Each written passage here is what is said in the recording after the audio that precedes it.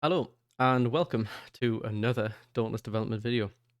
Now today we're going to be looking at how to finish games.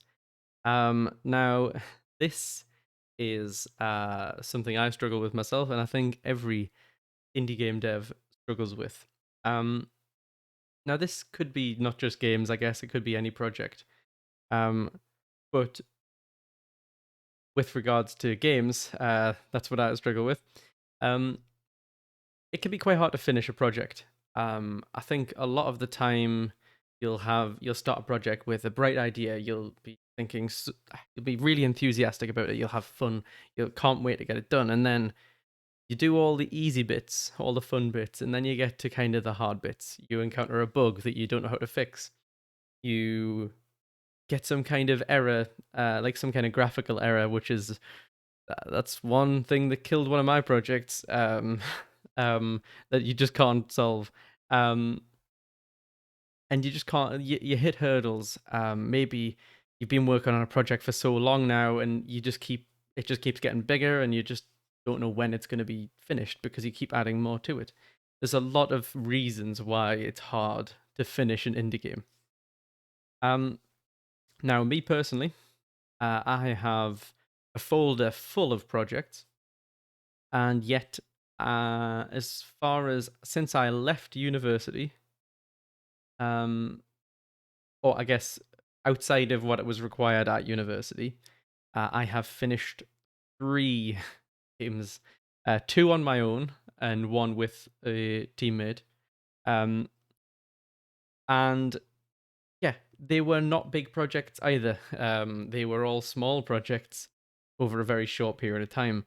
So none of my longer term projects have actually ended up being done at the moment. And this is something I'm trying to get over and solve myself. So I know it's hard if you're coming at this with like you know, you don't know how to finish it. Um Now what I would say is one of the key things to do is to set clear goals. So if you rather than kind of deciding I want this game finished by August, um, rather than doing that, say I want to finish System A by 3 weeks from now. I want to finish System B by 3 weeks after that, and build yourself kind of a timeline. Um, what's kind of called a development roadmap. Um, of like where you want to be at each stage of the project, and it's okay if you fall behind. You don't this Sometimes this can become something that puts pressure on you, because if you're falling behind, then you maybe feel a bit more stress, which might worry you. That's fine. Don't worry about falling behind, as long as you know that you have to delay that amount. It's just if you've got those goals to go for, then you know roughly where you are in the project. um you should always aim for a minimum viable product, what can be called the MVP. So instead of, as I said, aiming to complete the game, each kind of goal should be um, try and get a roughly finished product. So your first thing should be like, say for example, you're wanting to make a first-person shooter game like Call of Duty with loads of weapons, loads of enemies, loads of maps, abilities, grenades, all sorts of stuff. You want to go, first of all, what's the minimum viable product? What is the least I need to have a game that you could call a game? Um, Now, in that situation, the example I would give is, well, you need a player you can move, you need a, a gun, and you need something you can shoot, and some form of maybe ammo system and score, with a menu and the ability to go back to the menu. So that should be your first goal. Don't try to add in all the guns. Just add one and just see how that works. And then the next goal can be, okay, so now I've got that baseline. Now what do I need? How could I make this the same product but better? So you could say, well, I can shoot targets, but they don't move and they don't shoot back. So that could be your next goal. have the game not only just be shooting targets, but have the target shoot back, and so on and so forth. And you'll keep adding a chunk in each little sprint. That's what it's often referred to. Is you'll work in sprints. So you'll say sprint 1, I'm trying to get this working. Sprint 2 is get at this stage, and it means that at any point, obviously after a certain amount of time, I mean, your minimum viable product isn't really going to sell if you're trying to make money.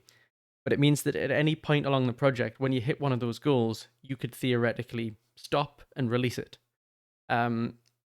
So it means that you're always kind of getting that reward of, "Oh, I've finished," as opposed to always feeling that there's so much ahead of you. Only aim for what's immediately in front of you. Um, sorry, my cat is just yeah. Um, so yeah, avoid feature creep. So as I said, aim for the minimum viable product each time. But uh, one thing to watch out for is basically people tend to do this, and I do this sometimes. Is you'll be working on something, you go, "Ooh, that's a good idea." So say for example, my example earlier of a first-person shooter, and you go for just the gun with targets, etc. You might be working on that, and you go, "Ooh, but what if this gun had a grenade launcher?" Um, Avoid adding stuff like that on until like you've got everything finished, and then you can add it on.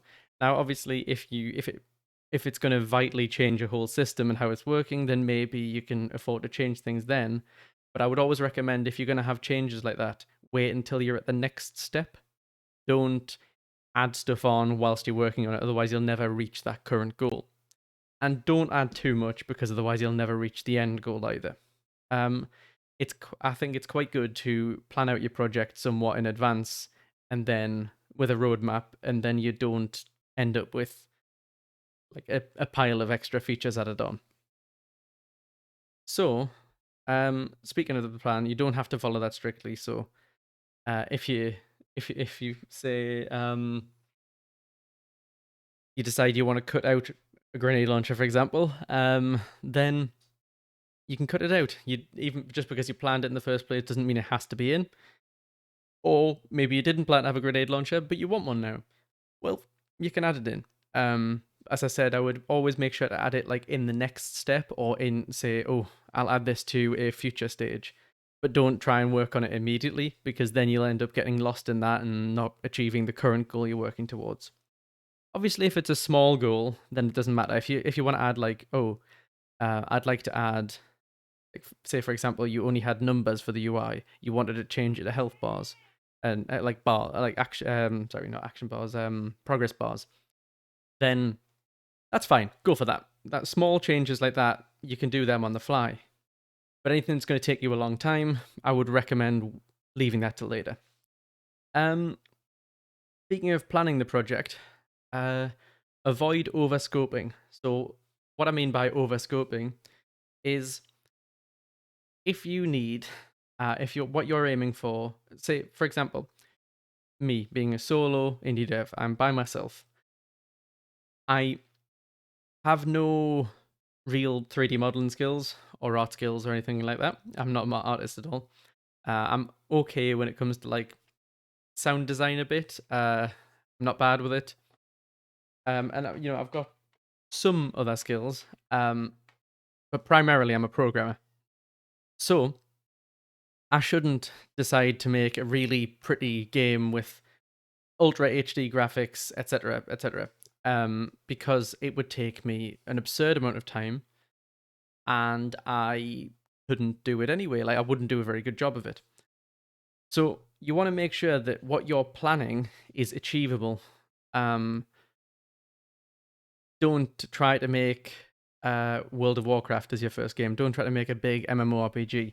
I would honestly recommend most indie devs to steer clear of MMORPGs or MMO games in general, because they are huge. It's a huge undertaking, and there's also not a very good market. Um, but avoid overscoping. Don't try to plan to make a project that you are never going to achieve, even if it sounds exciting, even if it sounds like a game you really want to play.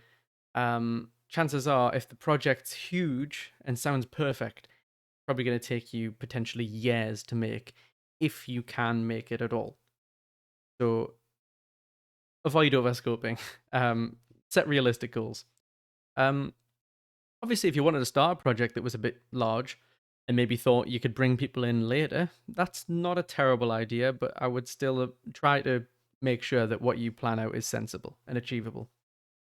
One thing I would definitely recommend is take part in game jams. So I said I've completed 3 games.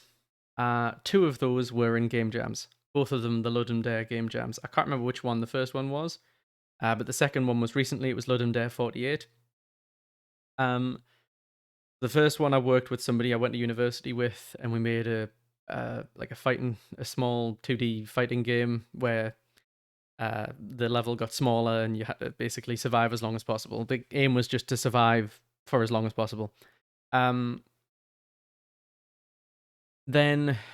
the other game jam I did was like a dungeon crawler kind of RPG thing, 3D.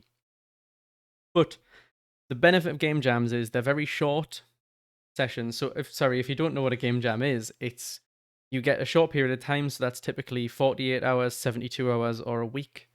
And you get that amount of time to plan, develop, and publish a game.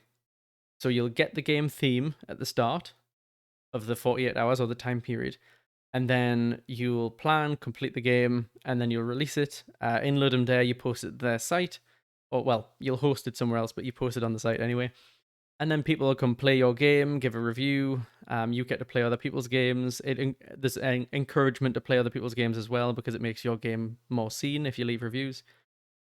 So it's a really good way of not only getting used to creating and going through the whole process and publishing a game and keeping to a schedule, but it's a really good way to get used to getting feedback and to improve, because if you make something and somebody tells you, oh, you could have done this better by doing this, then you might take that on board to your next project.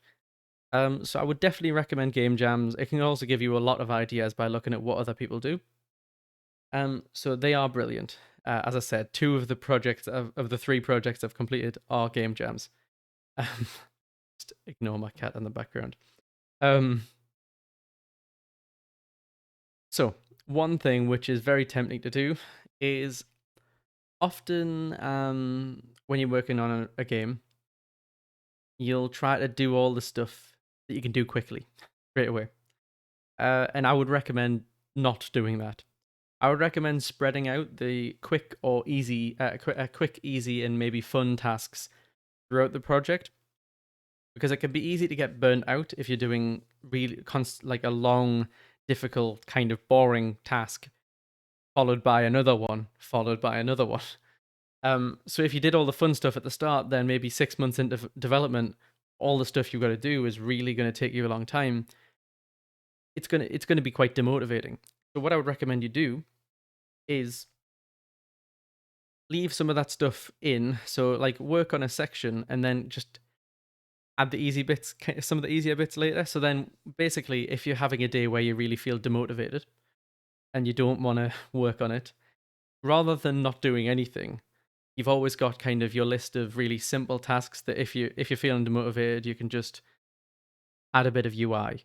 And then at least you still get that kind of feeling of achievement, because you've at least finished something and you don't feel demotivated because you've missed out on a day of work or something like that.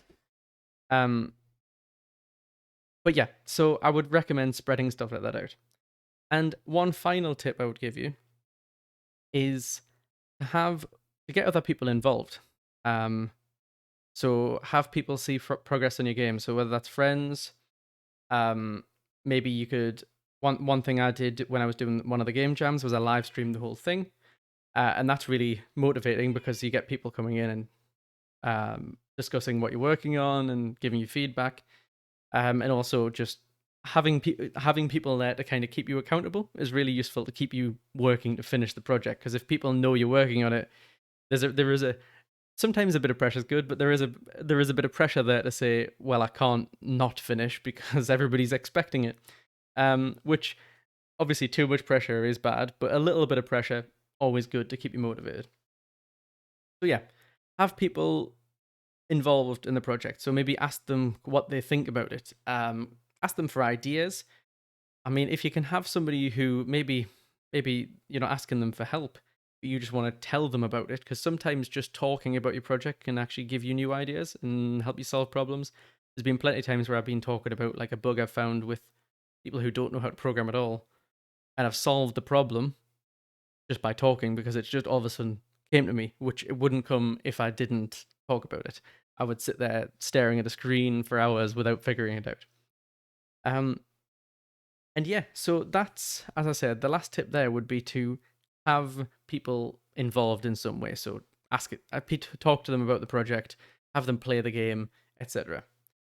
So yeah, I'm hoping that this has been helpful. I hope that some of these tips have been useful to you, and I hope that there's more indie games getting published in the future. So thanks for watching, and I'll see you next time.